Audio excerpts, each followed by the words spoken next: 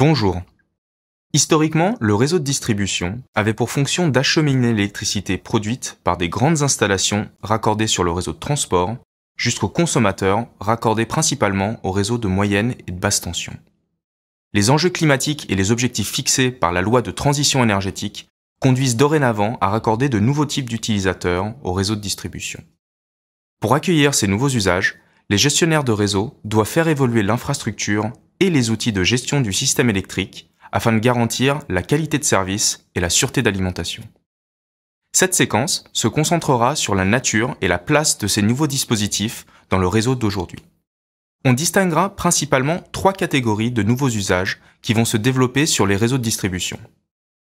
D'abord, le raccordement des productions locales, dites décentralisées. Ensuite, l'utilisation de l'électricité comme nouveau vecteur de mobilité avec l'apparition des véhicules électriques et leurs infrastructures de recharge. Enfin, dans une perspective plus lointaine, le raccordement d'unités de stockage décentralisées.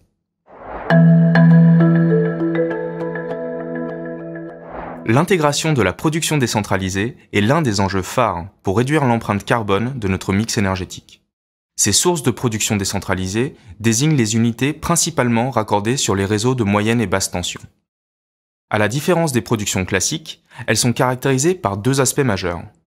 D'une part, les installations sont nombreuses. On en compte plus de 340 000 actuellement réparties sur le réseau français, dont environ 95% sur le réseau de distribution. D'autre part, leur puissance de raccordement est faible, allant de quelques kilowatts à 12 mégawatts. Notons aussi que la majorité de ces productions décentralisées sont des ressources variables. Leur disponibilité varie fortement sans possibilité de contrôle. C'est notamment le cas des productions des parcs éoliens terrestres et solaires photovoltaïques, abusivement appelées sources intermittentes. À côté des principales sources d'énergie renouvelable connues, utilisant le vent ou le rayonnement solaire, il existe également les centrales biomasse et la petite hydraulique. L'énergie biomasse provient principalement des matières organiques d'origine végétale, telles que bois, végétaux, déchets agricoles ou ordures ménagères organiques. L'énergie contenue dans ces matières peut être convertie en électricité et en chaleur, on parle alors de cogénération. L'énergie biomasse est transformée par combustion ou par méthanisation. Dans ce dernier cas, on parle de biogaz. La petite hydraulique désigne les centrales construites au fil de l'eau qui ne demandent ni retenue ni vidange ponctuelle susceptibles de perturber l'hydrologie, la biologie ou la qualité de l'eau. Enfin, un dernier type de production locale concerne les unités de production utilisant des combustibles fossiles, tels que les microturbines à gaz naturel. Voyons maintenant quelle place ont ces productions dans le mix énergétique français aujourd'hui. Fin décembre 2015, la puissance installée de production décentralisée en France a atteint 19 gigawatts. À titre de comparaison, la puissance installée cumulée du parc électrique français est d'environ 130 gigawatts. Ainsi, la part des productions décentralisées représente environ 15% de la puissance installée, avec une majorité de productions variables. Près de la moitié de la puissance installée est d'origine éolienne et un quart photovoltaïque, le quart restant regroupant la petite hydraulique, les centrales biomasse, les cogénérations et autres dispositifs que nous ne détaillerons pas ici. À noter qu'en nombre, les centrales photovoltaïques représentent environ 98% des plus de 340 000 installations recensées.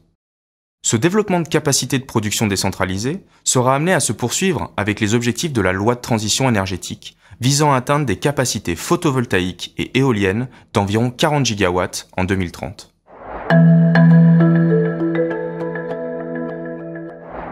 Après avoir abordé les nouveaux usages de type production, voyons les nouveaux usages de type consommation. Intéressons-nous dans un premier temps à la mobilité électrique. En clair, le véhicule électrique et les stations de recharge. Outre leur caractère silencieux, un des atouts principaux des véhicules électriques est de ne pas dégager de gaz d'échappement, en partie responsable de la pollution dans les zones urbaines. Bien que sa contribution climatique globale soit fortement dépendante du contenu carbone du mix électrique, l'analyse de cycle de vie d'un véhicule électrique en France montre que son empreinte carbone globale est environ 2 fois plus faible que l'empreinte carbone d'un véhicule thermique. Cette constatation amène les pouvoirs publics à vouloir favoriser son déploiement. Pour citer quelques exemples de véhicules les plus répandus en France, on trouve la Renault Zoé, la Nissan Leaf ou encore la Bolloré Blue Car. Le nombre d'immatriculations de véhicules électriques reste marginal. On en compte environ 45 000 fin 2015. Néanmoins, des évolutions fortes sont à prévoir à la suite du lancement en 2009 d'un plan national du gouvernement affichant l'ambition de 2 millions de véhicules électriques ou hybrides rechargeables en 2020.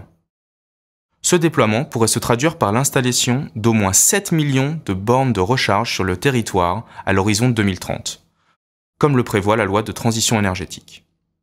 En effet, pour accélérer le déploiement du véhicule électrique, il est nécessaire en parallèle de construire des infrastructures de recharge.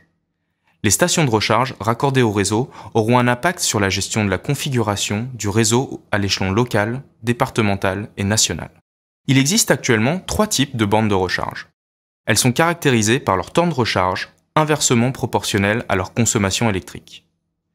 Les plus répandues aujourd'hui sont les bornes de recharge dites normales, représentant près de 80% des points de charge en France, suivies des bornes de recharge accélérées puis rapides, permettant de faire le plein d'électricité en une demi-heure avec une puissance instantanée pouvant atteindre les 50 kW. Pour les gestionnaires du réseau de distribution, les défis majeurs concernent d'une part l'optimisation de l'implantation des bornes et d'autre part le pilotage des bornes de recharge de ces véhicules, qui viennent s'ajouter aux usages existants sur les réseaux pour ne pas induire un accroissement notable de la consommation en période de pointe et éviter de nouvelles contraintes sur les réseaux.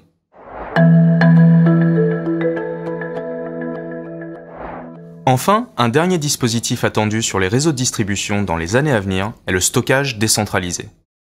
Initialement envisagé comme solution de soutien aux productions variables, le stockage décentralisé désigne les unités de stockage de faible puissance connectées au réseau de distribution. Ces solutions de stockage peuvent fournir une puissance allant de quelques kilowatts au mégawatt pendant une durée relativement courte allant jusqu'à quelques heures. Il existe aujourd'hui différents types de stockage. Le stockage d'usage, qui permet par exemple de stocker du chaud ou du froid, comme par exemple le chauffe-eau sanitaire, et qui est déjà largement répandu en France.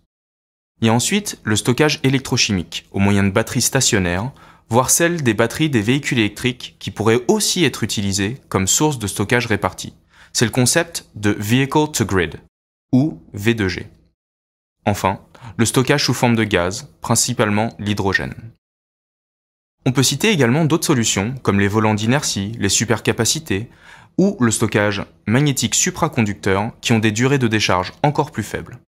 Ces dernières sont encore aujourd'hui plus chères, mais leur coût ne cesse de diminuer grâce aux innovations technologiques.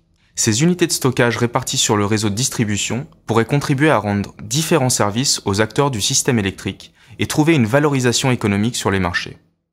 Cependant, plusieurs difficultés limitent aujourd'hui leur déploiement. D'abord, les règles d'utilisation du stockage décentralisé restent encore à définir d'un point de vue législatif et réglementaire. En effet, les textes ne comportent aucune disposition spécifique au dispositif de stockage d'électricité.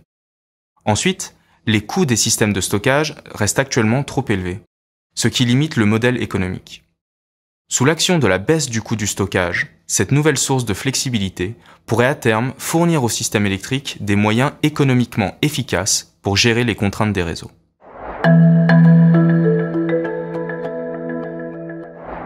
Les éléments clés à retenir pour ce module sont la part croissante des productions décentralisées dans le réseau de distribution, majoritairement les énergies renouvelables à production variable, le développement de la mobilité électrique et le besoin de gérer les nouvelles consommations induites par les bornes de recharge, et enfin, le stockage décentralisé, une solution très prometteuse pour répondre aux enjeux du système électrique de demain, qui pourra se développer au fur et à mesure de la baisse des coûts.